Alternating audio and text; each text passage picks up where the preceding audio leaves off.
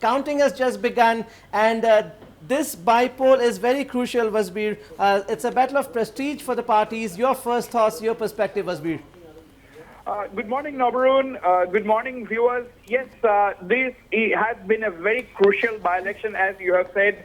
Nabarun, 5 constituencies, the by-polls, necessitated by the fact that 3 of the opposition members won on different party tickets. 2 of them won on a Congress ticket. Out of these 5 seats where the assembly elections are going on today, the by-elections, two Rupjyoti Kurmi and Susanta Borgohain, they had won the elections in April on a Congress ticket, while there was another candidate who won on an AIUDF ticket. And all 3 of them have quit their respective MLA-ships and joined the BJP. And that is the reason why we had the by-elections. Results of which are counting of polling votes are going on at this point in time, and this is crucial for the simple reason that the BJP-led government has been in power from 10th of May, to be precise, 5.5 months, and these results, that we are going to have in a short while from now, this is going to reflect on the performance, on the policies, on the direction that the Dr. Himanta Biswa Sharma government has taken. This will be an endorsement. If the BJP manages to win most of these 5 seats, it will clearly reflect the mood of the people, that they are happy with what the government has been doing. So this has been extremely important for not just Dr. Himanta Biswa Sharma, but his government and the alliance partners, particularly the AGP and the UPPL. Therefore, these leaders of these parties, led by Dr. Himanta Biswa Sharma, had left no stone unturned in campaigning for their respective party candidates, for the BJP and the alliance partner candidates. And Dr. Himanta Biswa Sharma once again reminded people of the passion, the zeal, with which he had campaigned across the length and breadth of Assam in March, April of this year. So this election is very, very crucial. We are waiting for the results. I'm sure the government led by Dr. Himanta Biswa Sharma and Dr. Sharma himself is keenly awaiting the results today. Wasbir, if we speak specifically about the BJP in the 3 seats of Thaura, Moriani and Bhawanipur, if we look at the numbers as far as the last assembly elections is concerned, there's not much of a difference. If we talk about Thaura, the BJP had lost by just over 2,000 votes. Similarly, in Moriani, the difference was just over 3,000 votes, and in Bhawanipur, again, the AGP, which had contested then, also lost by just over 3,000 votes. So if we look at those figures, the difference has been below 4,000 in a way. Can we still say, now that the respective winning candidates have shifted camp to the BJP, can we say, at this moment, it could be a slight advantage BJP that way? Absolutely, Nabarun, that this is a very, very relevant question that you have posed. In the fact that, these elections had been a battle of ideologies. On one side, you had the Congress-led Mahajot, where the AIUDF and the Bodoland People's Front were the alliance partners, and you had the BJP-led alliance where the Assam Gana Parishad and the UPPL, apart from smaller parties, were the alliance partners. Now, the difference had been small, yes, particularly in Thaura and Mariani.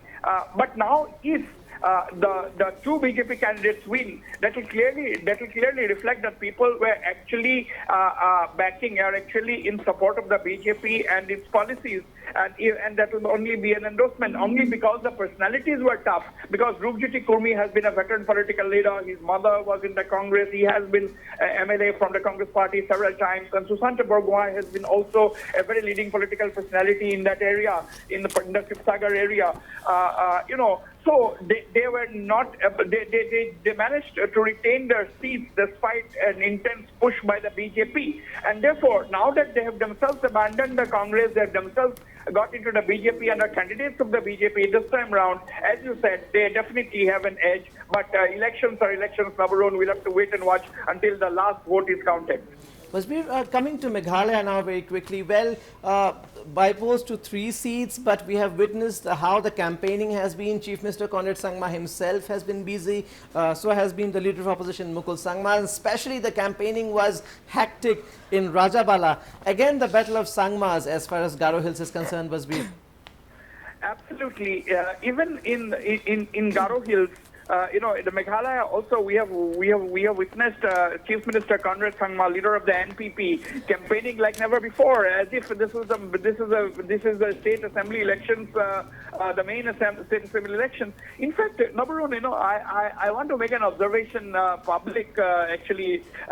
What we have seen that ever since Dr. Himanta Biswa Sharma has adopted a certain style of campaigning, moving from place to place, leaving no stone unturned, mobilizing the people, creating a blitzkrieg of sorts, during every election that he has been facing or rather campaigning. We have seen that rub-off effect on that kind of a style of campaigning in the neighboring states, whether it is Meghalaya, whether it is Manipur.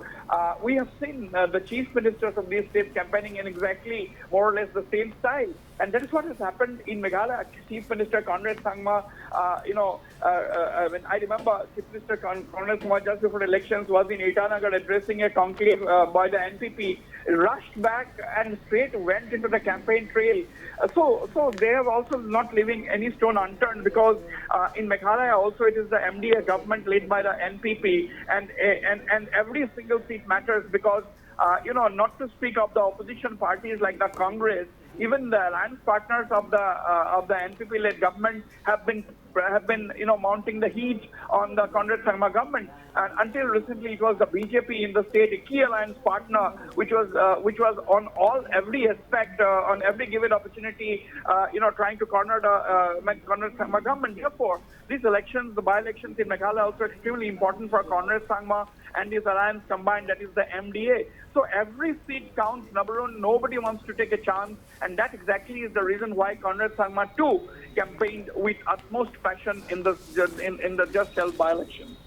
And Basbir, if the by-polls in Meghalaya are an indication of things to come as far as the assembly elections in 2023 is concerned, what we have witnessed is that as far as East Khasi Hills is concerned, we have seen some sort of coordination and cooperation between the MDA allies. Of course, we have the UDP and NPP both contesting in Mawphlang, but in Mawryngkneng, the BJP and the UDP have decided to back the NPP.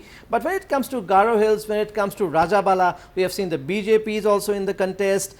We have the UDP also in the contest, and everybody wants to make a mark in Garo Hills ahead of the 2023 assembly polls, a trend that we had witnessed even in the GHEDC elections, which was held earlier in the year. So will that compound a little bit the problems of the NPP if its alliance partners are also looking for a share of the pie in Garo Hills? Basbir, your observation.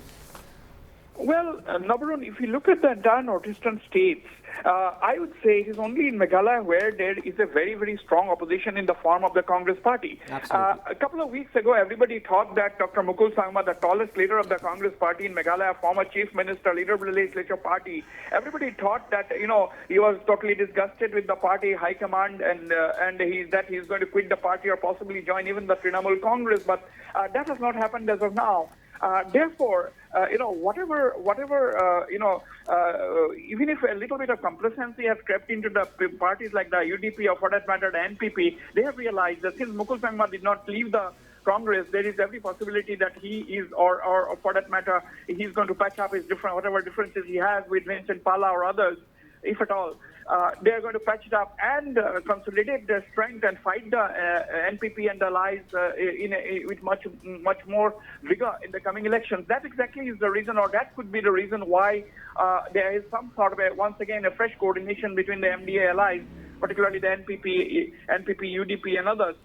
So in this kind of a backdrop, that is maybe one of the reasons why Congress Sangma may have been able to consolidate, or for that matter, able to sort out some of the issues. Even the BJP has been quiet as far as Meghalaya is concerned, not trying to pick holes on the policies or on the governance in the state. So these are some of the reasons perhaps why the NPP and its allies are fighting as a united body in this by-elections, maybe because they don't want to take the Congress for granted, or for that matter, don't want to concede any turf to the Congress party because the elections are due in the state. Absolutely, Basbir. Thank you so much for that perspective.